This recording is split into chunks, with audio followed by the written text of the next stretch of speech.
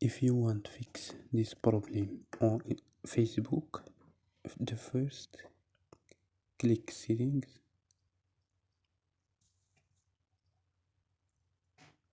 and click apps and notifications.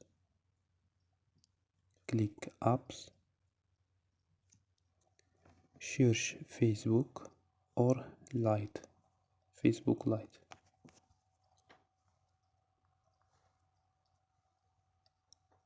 and click storage.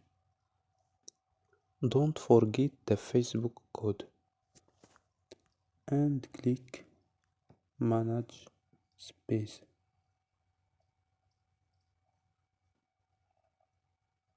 After click OK or click delete data.